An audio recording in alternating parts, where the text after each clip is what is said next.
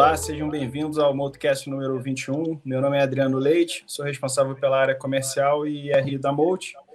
Junto comigo, Luiz Paulo Aranha e Cássio Bruno, que são os gestores. Vamos começar falando de cenário, né, onde a gente sempre quebra em cenário internacional e cenário local. Em seguida, a gente fala sobre os destaques dos fundos, a performance, e em seguida a gente encerra falando das posições. Vamos começar, vou convidar o Cássio aqui para abrir falando de cenário internacional. Cássio, o mês de maio lá fora, eu acho que foi uma continuidade aí, esse embate, né, essa preocupação com relação aos dados de atividade e uma possível aceleração da inflação que impactaria aí uma subida mais rápida dos juros, né, e aumentando o custo de capital. Como é que você viu aí o mês passado, esse embate, né? O que teve de novidade aí que vale chamar a atenção? Bom, olá a todos, né? Então, mês passado foi um mês atípico, né? Então, em geral, os meses de maio são meses de realização, né? Mês passado não foi. Então, o que está acontecendo lá fora, o principal ponto, que é o ponto que a gente tem discutido há muito tempo, é a questão da inflação e atividade, essas duas coisas juntas. O que a gente viu foram dois dados de emprego abaixo da expectativa de mercado, que era bem alta, principalmente no começo do mês passado. Então, aqui a gente já está fazendo isso aqui no dia 7, já saiu o desse mês também, esse mês já foi um pouco mais forte, mas com dados de emprego bem mais fracos do que esperado.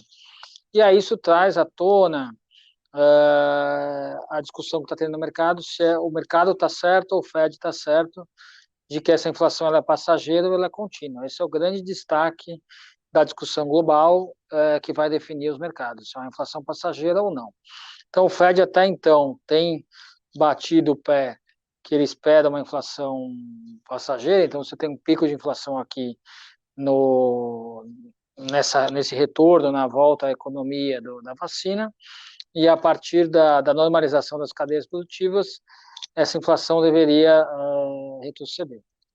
E aí esse mês passado foi um mês que foi na linha do Fed, então dados de emprego mais fracos, e aí isso trouxe um pouco de recuperação das empresas de tecnologia e voltou um pouquinho aquele trade de juros baixos. Mas muito mais comedido, muito menos convicção, o mercado está ainda bastante em dúvida dos juros na economia americana. E quanto mais passa, maior está sendo a discussão do tapering, né, que é reduzir a recompra dos Estados Unidos, e aí você já começa a fazer discussões de saída desse momento superestimulativo. Junto a isso, a gente continua com a discussão de infraestrutura, então do pacote de infraestrutura lá fora, dos pacotes todos do Biden, qual que vai ser o tamanho, a discussão no Congresso, ainda preliminar, mas a questão fiscal ainda continua a fazer parte do debate, principalmente a parte de mais imposto com mais estímulo. Tá joia. O Aranha, vindo para o Brasil, acho que o grande destaque aí, sem dúvida nenhuma, foi a revisão da atividade, né? E foi uma mudança rápida, assim, vamos dizer, né? Acho que em 2, 3 semanas aí a gente teve uma revisão aí de, sei lá, algo próximo aí a 2,5, 3 aí de PIB para... Tem gente aí já encostando aí em quase 6, né? E aí, com isso, a gente viu também dados melhores de arrecadação. Então, a gente viu toda aí uma melhora aí no pacote macroeconômico, né? E o mercado precificando isso aí, principalmente a partir da segunda quinzena, né? Além do cenário, né? Eu queria que você falasse um pouquinho assim, o quanto disso está no preço e como é que você vê o mercado daqui para frente, né? Onde você separa ali aquele grupo, commodities, que saiu na frente ali no primeiro quadrimestre, né? Vale e siderurgia principalmente, depois um grupo grande aí ficou para trás. Mês passado a gente já viu algum catch-up aí, né? Algumas companhias aí andando, algumas ações.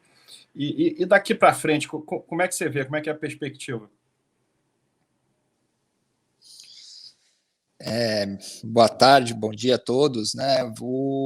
De fato, esse mês foi uma consolidação do que o mercado foi aceitando aí que o crescimento da economia está mais aquecido do que o que se esperava no começo do ano. A gente vinha vendo, né, com mais otimismo esse crescimento, porque a gente estava olhando os resultados do primeiro trimestre, que veio resultados bem animadores aí em diversos setores, né? E junto com isso, né, você teve aí uma percepção política pior no começo do ano, que fez com que as expectativas ficassem muito deprimidas, né? Então, à medida que foi se consolidando aí, né, os dados econômicos mais robustos, né, eu acho que um grande catalisador veio os dados de arrecadação, que é um indicativo, né, do crescimento econômico.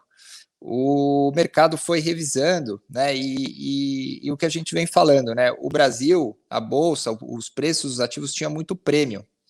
E esse prêmio ele começa a ser corrigido, a gente acha que ainda tem um espaço grande para ser corrigido. Então, teve uma reversão grande no câmbio, né? O câmbio teve ele conseguiu se descolar dos movimentos globais, né? Então, você teve um movimento global que ajudou as moedas emergentes, mas o Brasil foi o destaque, muito pelo também o efeito de base, né? O Brasil foi a moeda que mais se desvalorizou.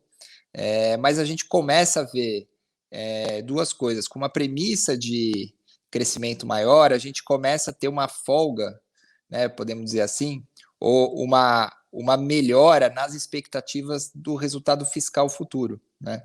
Isso tem todo um efeito, né, de reflexividade, que uma variável vai ajudando a outra. Então, você tem um resultado fiscal melhor, você tem um juros futuro que tinha uma curva muito pressionada, e uma coisa vai alimentando a outra, e os preços dos ativos não estão precificados a esse novo cenário, né? Então, essa é a nossa visão de que o Brasil ficou muito para trás em relação aos mercados globais, isso vem de longa data, e que agora, com uma percepção melhor de que o crescimento da economia vai sustentar, em parte, né, os desequilíbrios fiscais e os nossos problemas aqui que faz o investidor ficar afastado, ele deixou de ser tão grave e isso está fazendo preço, né?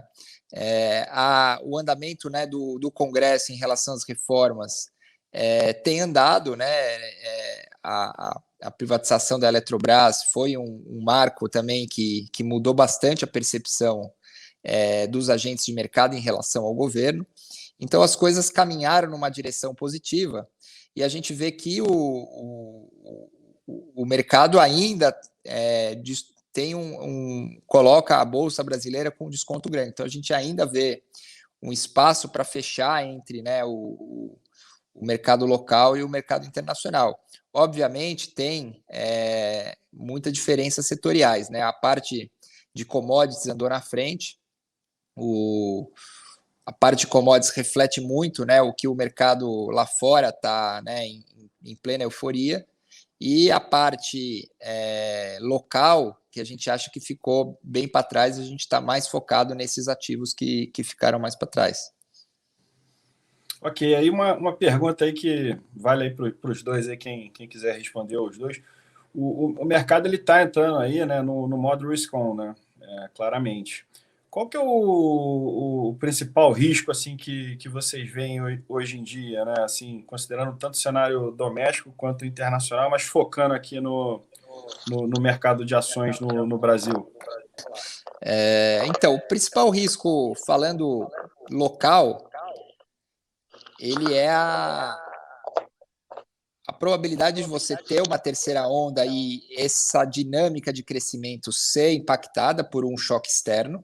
Então, esse é o primeiro risco. E o segundo risco, que eu acho que o mercado também se antecipou muito em colocar no preço, e a gente acha que ainda está um pouco longe, mas isso pode desenvolver ao longo do tempo, é um risco político, de você ter uma guinada na condução da política econômica, da forma como está sendo feita, e ter uma guinada mais populista ou menos responsável fiscalmente. Isso pode também impactar, né? Então, tanto o executivo dá alguns sinais um pouco dúbios, né, da vontade, mas o que a gente vê de fato concreto é que no ritmo lento, né, que o Brasil tem, mas ele está dando passos, né, para uma melhora da consolidação fiscal. Se você olha em retrospectiva, há espaço, quando você compara preço com o que está sendo feito, para uma melhora do preço, porque de fato houve uma série de avanços que a gente entende que, se você olhar nessa perspectiva, tem espaço de melhora. Então, se tem uma guinada numa percepção disso, um exemplo claro, se a privatização da Eletrobras empacar e acabar não sendo aprovada, se a reforma administrativa parar de andar e ser postergada para depois das eleições, ou se você tiver alguma coisa de que comece um debate eleitoral um pouco mais cedo do que a gente acha que o debate eleitoral foi colocado muito antes da hora, apesar dos agentes se comportarem, né, olhando sempre o 2022, acho que esse debate ele é muito precoce.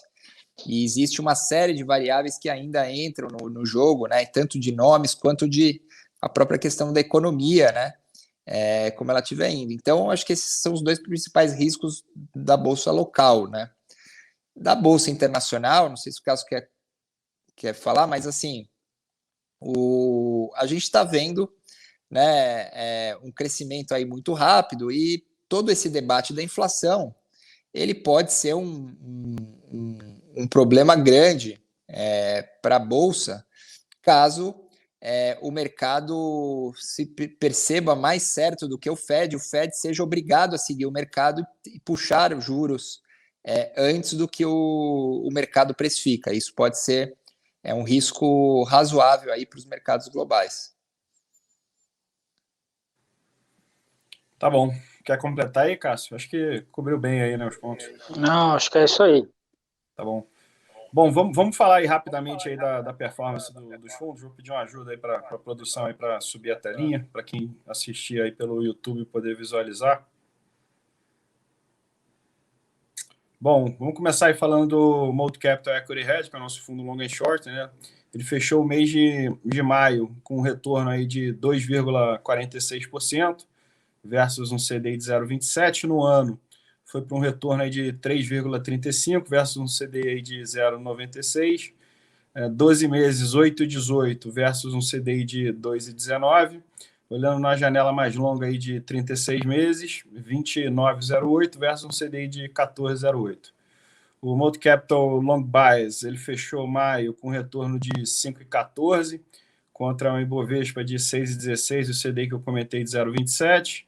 No ano, ele está com um retorno de 5,08 versus uma bolsa de 6,05 e um CDI de 0,96.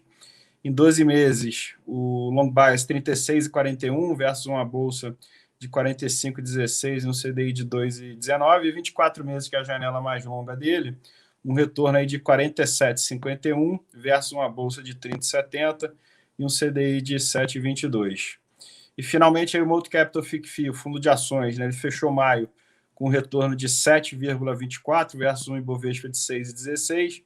No ano, um retorno aí de menos 0,74 versus um Ibovespa aí de 6,05. 12 meses, um retorno de 36,53 versus um Ibovespa de 45,16%. E em 16 meses, um retorno aí de 82,73%. versus uma bolsa aí de 59,97%. Eu vou começar pelo... Obrigado aí. Eu vou começar pelo Aranha. Aranha, a gente teve aí um primeiro quadrimestre, né, que a gente até abordou aí no último podcast, onde a gente teve uma performance ruim, porque a gente teve um conjunto de ações ali que tinham um peso grande, que tiveram uma performance muito ruim ali naquele período. E as companhias que foram bem no período, elas tiveram aí tinham um peso menor, e aí a resultante foi um desempenho relativo aí ruim versus o Ibovespa, fora o fato da gente também não ter tido posição em Vale, né?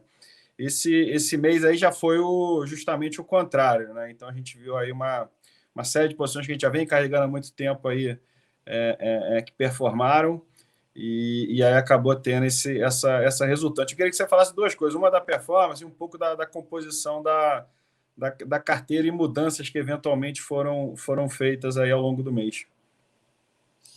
Então, de fato, né, o grande destaque do mês, né, foram as duas maiores posições da carteira, que foi a Petrobras e a BRF. No caso da Petrobras, né, continua, né, apesar das commodities pararam de subir, o petróleo continua, né, em níveis saudáveis, e a percepção de que não houve interferência na Petrobras e toda essa percepção que a gente comentou, né, da parte macro aqui do Brasil, ajudou a Petro a reprecificar. Um pouco, a gente ainda acha que tem mais para acontecer, então a gente continua como a maior posição do fundo, né? E no caso da BRF, houve um evento, né, que a Marfrig aí comprou aí um quarto, está chegando aí, né, até quarta-feira passada, na 31% da companhia. Isso puxou bastante aí a cotação dos papéis, e aí a gente se beneficiou bastante, que era uma posição relevante para a gente. Então, da parte da performance, esses dois ativos performaram bem, né?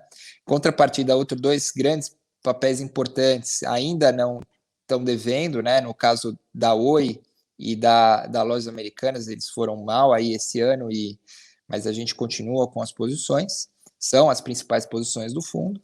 E no que a gente não tinha, né? Então a Vale não teve um mês tão bom quanto foram os outros, que é um peso, né? Principalmente as commodities metálicas, não tiveram, tem um peso grande no Bovespa que a gente não tinha, então também não contribuiu, então o fundo teve um desempenho um pouco melhor esse mês.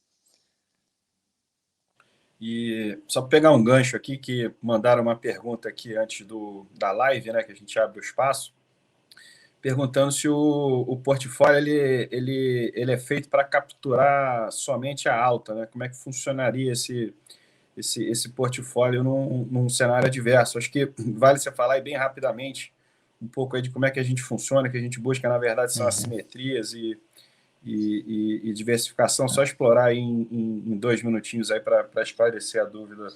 Claro, a gente aqui na casa nós temos 3 produtos, né?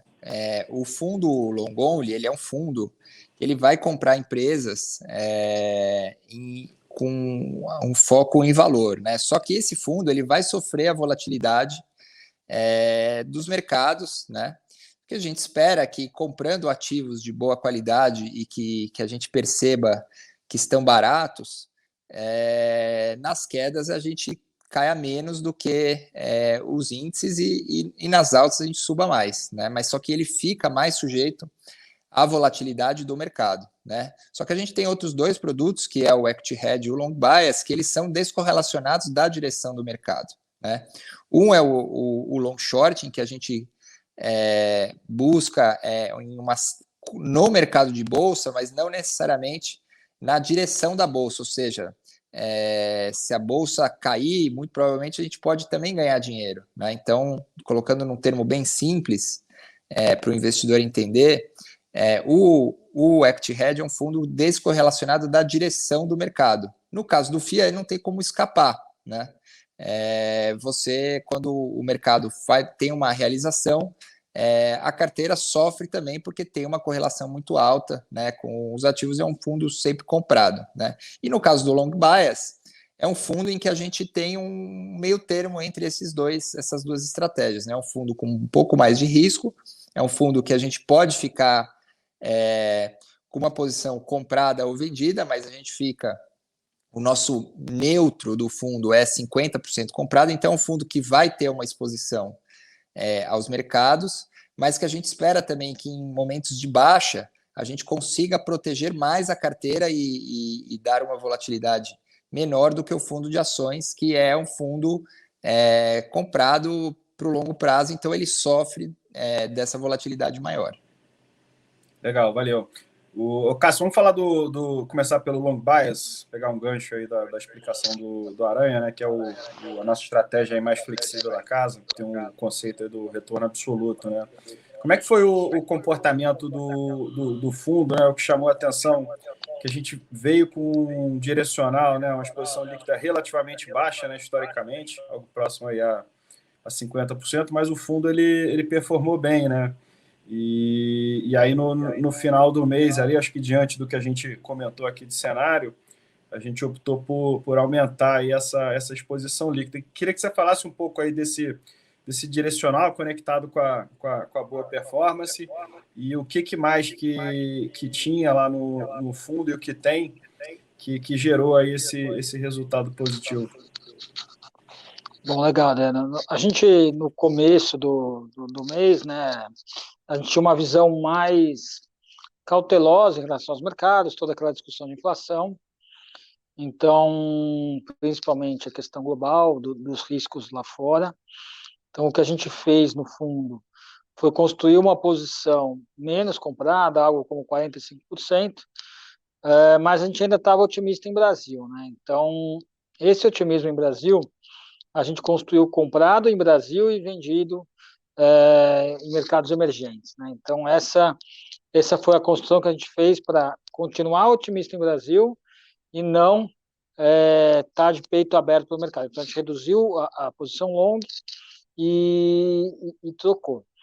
Ao longo do mês, a hora que as coisas foram acalmando, tanto lá fora, pelos dados de emprego que a gente falou, e um pouco o decorrer dos acontecimentos, aqui e lá fora a gente ficou um pouco mais otimista, então a gente reduziu essa posição comprada em Brasil depois de um tempo e aumentou a posição direcional. Hoje a gente está em 75% comprado, mais ou menos, dos quais uns 68% mais ou menos comprado em Brasil, 7% comprado em ações internacionais, numa carteira que a gente já carrega há um bom tempo, e bastante, a gente mudou um pouco a carteira, a gente está com a carteira ainda posicionada para reabertura, né? Tanto aqui quanto lá fora. A gente ainda não é otimista com tech, a gente ainda é short em tech lá fora e um pouco aqui também, mas essa foi a cabeça. Então, ao longo do mês a gente foi ficando mais otimista e ficou bem mais comprado.